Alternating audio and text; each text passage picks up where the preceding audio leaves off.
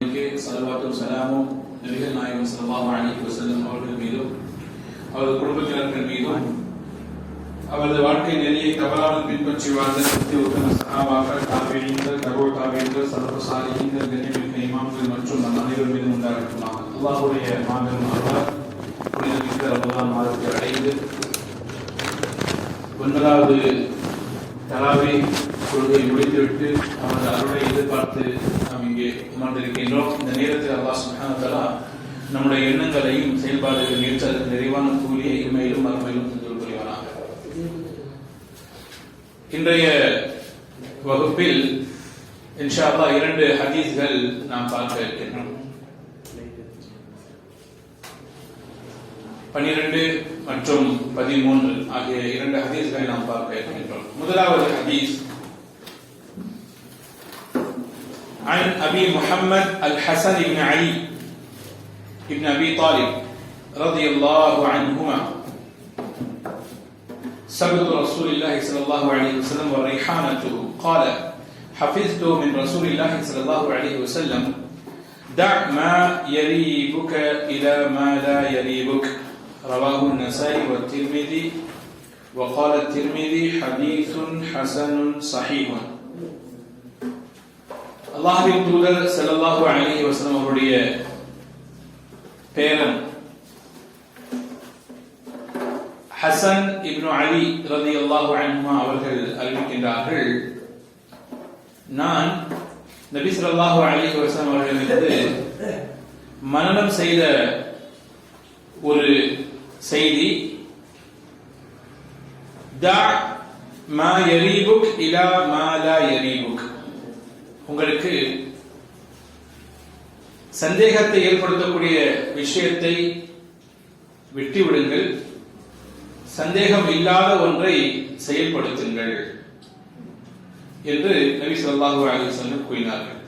இந்த ஹதீஸுடைய அறிவிப்பாளர் யார்? ஹசன் பின் அலி ரலியல்லாஹு அன்ஹு. ஹசன் ரலியல்லாஹு அன்ஹு அவர்கள் அலி ரலியல்லாஹு அன்ஹு அவர்களுக்கும் ஃபாத்திமா ரலியல்லாஹு அன்ஹா அவர்களுக்கும் பிறந்தவர்கள். மேலும் ரைஹானத்துன் நபி என்று செல்லமாக அவர்கள் அழைக்கப்பட்டவர்கள். ரைஹானா அப்படின்னா ஒரு நறுமண பூ. அரபியில ஒரு நறுமணம் தரக்கூடிய பூவுக்கு ரைஹானா என்று பெயர். இப்ப நபிகள் நாயகம் அவர்களுக்கு மிகவும் பிரியமான ஒரு பேரப்பிள்ளையாக ஹசன் ரலியல்லாஹு அன்ஹு அவர்கள் இருந்தார்கள். அது மட்டுமல்ல, ஒரு நாள் நபி ஸல்லல்லாஹு அலைஹி அவர்கள் மிம்பரிலே நின்று கொண்டிருந்தார்கள். தன்னுடைய பேரப்பிள்ளை ஹசன் ரலியல்லாஹு அன்ஹு அவர்கள் வருவதை பார்த்து இறங்கி வந்து தூக்கி மீண்டும் மிம்பரில் ஏறுகிறார்கள். ஏறிவிட்டு சொல்கிறார்கள், இன்னப்னி ஹாதா சய்யிதுன், என்னுடைய இந்த மகன், அதாவது பேரப்பிள்ளை வந்து இவர் வந்து ஒரு தலைவர் ஆவார். وَلَعَلَّ اللَّهُ أَن يُصْلِحَ بِهِ بَيْنَ طَائِفَتَيْنِ مِنَ الْمُسْلِمِينَ, அல்லாஹ் இவர் மூலம் முஸ்லிம்களுடைய 2 கூட்டங்களுக்கு மத்தியிலே அல்லாஹ் சமாதானத்தை ஏற்படுத்துவான் என்று நபி ஸல்லல்லாஹு அலைஹி வஸல்லம் ஒரு முன்னறிவிப்பு செய்தார்கள். அந்த முன்னறிவிப்பு அலி ரலியல்லாஹு அன்ஹு அவருடைய ஷஹாதத்திற்கு பிறகு சுமார் 40,000 பேர் ஹசன் ரலியல்லாஹு அன்ஹு அவருடைய கையில பையாத்து செய்த பிறகு அங்கே முஆவியா ரலியல்லாஹு அன்ஹு அவர்களுக்கும் இவர்களுக்கும் மத்தியிலே ஒரு சண்டை நடக்க இருந்தது. ஏற்கனவே முஆவியா ரலியல்லாஹு அன்ஹு அவர்கள் சிரியா எனும் அந்த நாட்டிற்கு அரசராக அல்லது கவர்னராக தன்னை பொறுப்பெடுத்து அங்கே அவர்கள் ஆட்சி நடத்திக் கொண்டிருந்தார்கள். அலி ரலியல்லாஹு அன்ஹு அவர்களுக்கு அவர்கள் பைஅத் செய்யவில்லை. காரணம், உஸ்மான் ரலியல்லாஹு அன்ஹு அவருடைய அந்த கொலையாளிகளுக்கு அவர்கள் தண்டனை வழங்கவில்லை என்று அந்த ஒரு ஆத்திரம் முஆவியா ரலியல்லாஹு அன்ஹு அவர்களுக்கு இருந்தது. அலி ரலியல்லாஹு சொன்னாங்க, நீங்க முதல்ல பைஅத் செய்யுங்க, அதுக்கப்புறம் நாம இதை பத்தி பேசுவோம்.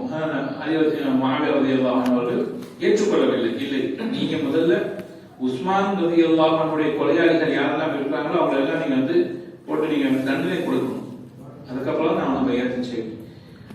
எனவே கடைசி வரைக்கும் அவர்கள் பைஅத் செய்யவே இல்லை. அலி ரலியல்லாஹு அன்ஹு அவர்கள் பிறகு 4 ஆண்டுகள் ஆட்சி செய்த பிறகு அவர்கள் ஷஹீதாக்கப்படுகிறார்கள் அப்துல் ரஹ்மான் பின் முல்ஜிம் உடைய கையால். பிறகு ஹசன் ரலியல்லாஹு அன்ஹு அவர்கள் ஈராக் வாசிகள் சுமார் 40,000 பேர் பைஅத் செய்றாங்க. இப்ப இந்த நேரத்துல ஒரு முஆவியா ரலியல்லாஹு அன்ஹுடைய படைக்கும் ஹசன் ரலியல்லாஹு அன்ஹுடைய படைக்கும் சண்டை நடக்க இருந்த அந்த சமயத்துல ஹசன் ரலியல்லாஹு அன்ஹு அவர்கள் தன்னுடைய பதவியை விட்டு கொடுத்தார்கள். என்னால் முஸ்லிம் சமூகத்துடைய ரத்தம் ஓட்டப்பட வேண்டாம், முஸ்லிம் சமூகத்திலே இன்னொரு போர் நடக்க வேண்டாம். ஏற்கனவே சிஃபின் போர், ஒட்டக போர், ஜமல் போர் என்று இரண்டு போர்கள் நடந்து முடிந்தன. மீண்டும் இன்னொரு போர் என்னால் நடக்கக்கூடாது என்று அவர்கள் தங்களுடைய பதவியை விட்டுக் கொடுத்து முஆவியா ரலியல்லாஹு அன்ஹுடைய கையில் இவர்கள் பைஅத் செய்தார்கள். எனவே அல்லாஹ்வின் தூதர் ஸல்லல்லாஹு அலைஹி வஸல்லம் சொன்ன அந்த முன்னறிவிப்பு, அவர் சிறு பிள்ளையாக இருந்தபோது நபி ஸல்லல்லாஹு அலைஹி வஸல்லம் சொன்ன அந்த முன்னறிவிப்பு அது அந்த நேரத்தில் நிறைவேறியது என்பதை நாம் பார்க்க முடிகின்றது. இந்த ஹதீஸை அல்லாஹ் சுப்ஹானஹு வ தஆலா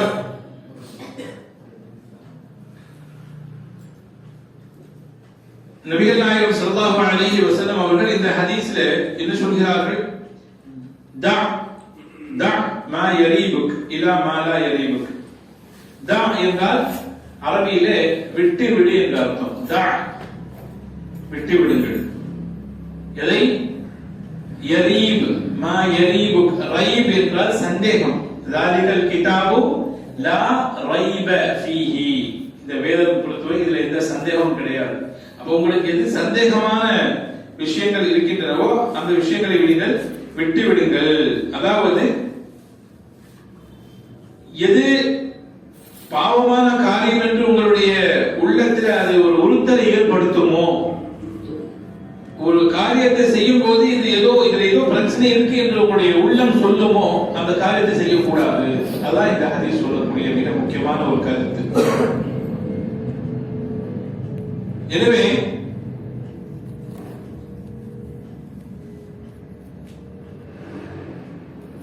சந்தேகத்திற்கு அப்பாற்பட்ட செயல்கள் நாம் தாராளமாக செய்யலாம். அப்ப எப்போ நமக்கு சந்தேகம் வரும்? இதுல ஏதோ பிரச்சனை இருக்குது எப்போ நமக்கு தெரியும்? நாம மார்க்க கல்வி படிக்க நமக்கு அதுக்கான உணர்வே வரும். இல்லை என்றால் அந்த சத்தியத்திற்கும் அசத்தியத்திற்கும் மத்தியில் இருக்கக்கூடிய அந்த வேறுபாடு நம்மால் என்ன செய்ய முடியாது, அதை புரிந்து கொள்ள முடியாது. ஏதாச்சும் ஒரு செய்தி கேட்கிறோம், ஏதாவது ஒரு பயான் கேட்கிறோம், ஒரு சம்பவம் யாராவது சொல்றாங்க, இப்படி ஒரு சம்பவம் இருக்கா அப்படின்னு சொல்லி ஒரு சந்தேகம், உடனே உலமாக்களை அணுகி இப்படி ஒரு ஹதீஸ் இருப்பதாக நான் ஒரு கேள்விப்பட்டேன், இது உண்மையா, இந்த ஹதீஸுடைய தரம் என்ன, இது பலகீனமான ஹதீஸா ஆதாரபூர்வமான ஹதீஸா என்று அதை குறித்து சரியான நிலையை அறிந்து கொள்வது நம் மீது கடமை. அதுதான் இந்த ஹதீஸ் நமக்கு சொல்லக்கூடிய மிக அழகான ஒரு கருத்து. ஆகையால் இந்த ஹதீஸில் நமக்கு சொல்லப்பட்ட சந்தேகத்திற்குரிய விஷயங்களை நாம் விட்டு விலகி இருக்க வேண்டும். ஏனென்றால் பாவம் என்பது எது என்று அல்லாஹ்வின் தூதர் கேட்டபோது, எது பாவம் என்று கேட்டபோது என்ன விளக்கம் கொடுத்தாங்க? உங்களுடைய உள்ளத்திலே எது உறுத்தல் ஏற்படுத்துமோ அதுதான் பாவம். மக்கள் இதை தெரிந்து கொண்டால் அவமானம் ஆகிவிடுமே என்று எது உங்களுடைய மனது சொல்லுமோ அது பாவம். அல் இஸ்மு மா ஹாக ஃபீ ஸத்ரிக வ கரீத அன் யத்தலி அலைஹி நாஸ். பாவத்திற்கு அளவுகோல் தெரிஞ்சு வச்சுக்கணும். பாவத்திற்கு தீங்கிற்கு சிறந்த அளவுகள் அல்லாஹ்வுடைய தூதர் சொல்லிட்டாங்க. இந்த அளவுகள் வச்சு நம்ம எல்லாத்தையும் பார்த்துக்கலாம், ஃபில்டர் பண்ணி வச்சிடலாம். எது எது உங்களுடைய உள்ளத்தை உறுத்தலை ஏற்படுத்துமோ, மக்களுக்கு இது தெரிந்தால் கேவலமாகிவிடுமே, அவமானமாகிவிடுமே என்று எது உங்களுடைய உள்ளம் சொல்லுமோ அது எல்லாமே பாவம் தான். அப்ப எது நன்மை? அல் பிர்ரு ஹுஸ்னுல் குல்க், நன்மை என்பது அழகிய நற்குணங்கள். அழகிய நற்குணங்கள் நன்மையாகும் என்று அல்லாஹ்வின் தூதர் ஸல்லல்லாஹு அலைஹி வஸல்லம் அவர்கள் கூறினார்கள். ஆக இந்த ஹதீஸின் அடிப்படையில் நாம் செய்ய வேண்டியது என்னவென்றால், சந்தேகமான காரியங்களை விட்டுவிட வேண்டும், உள்ளத்திலே உறுத்தலை ஏற்படுத்தக்கூடிய காரியங்களை விட்டுவிட வேண்டும், நிம்மதியை தரக்கூடிய மனதிற்கு இது நல்லது என்று தோன்றக்கூடிய விஷயங்களை நாம் செய்ய வேண்டும். குறிப்பாக மார்க்க விஷயங்கள், குறிப்பாக ஹதீஸ்கள், இதெல்லாம் நாம் கேள்விப்படும் போது நாம் இது செயல்படுத்தக்கூடிய விஷயத்துல சற்று கவனமாக இருக்க வேண்டும். சரி, அடுத்த ஹதீஸ் 13வது ஹதீஸ். அனஸ் பின் மாலிக் ரலியல்லாஹு அன்ஹு அவர்கள் அறிவிக்கக்கூடிய ஹதீஸ். அல்லாஹ்வின் தூதர் ஸல்லல்லாஹு அலைஹி வஸல்லம் கூறினார்கள், மின் ஹுஸ்னி இஸ்லாமில் மர்இ தர்குஹு மா லா யானி. ஒரு மனிதர் அவருடைய இஸ்லாத்தில் சிறந்தது எதுவென்றால், அவருக்கு தேவையில்லாத விஷயத்தை அவர் விட்டுவிட வேண்டும். அவருக்கு சம்பந்தம் இல்லாத, அவருக்கு அதில் தொடர்பு இல்லாத விஷயத்தில் அவர் ஈடுபடக்கூடாது. லா யானி, லா யானி என்றால் எந்த பிரயோஜனமும் இல்லாத, அது உலக ரீதியாக மற்றும் மார்க்க ரீதியாக. சில காரியங்களை நாம் செய்வோம், அதுல மார்க்க ரீதியாக பிரயோஜனம் இருக்கும். சில காரியங்கள் செய்வோம், அது உலக ரீதியாக நமக்கு பிரயோஜனம் இருக்கும். ஆனா சில காரியங்கள் அது செய்யறதுனால மார்க்க ரீதியாக எந்த பிரயோஜனம் கிடையாது, உலக ரீதியாக எந்த பிரயோஜனம் கிடையாது. இதுக்கு ஏதாவது உதாரணம் சொல்ல முடியுமா? இப்ப உதாரணத்துக்கு உட்கார்ந்து விடிய விடிய மேட்ச் பார்க்கறாங்க, கிரிக்கெட் மேட்ச் பார்க்கறாங்க. மேட்ச் பார்க்கறதுனால நம்முடைய மார்க்கத்திற்கு ஏதாவது அதனால நன்மை செய்ய போகிறதா, இல்ல நம்முடைய உலகத்திற்கு ஏதாவது நமக்கு வந்து ஏதாவது கூப்பிட்டு அவார்டு கொடுக்க போறாங்களா? கிடையாது.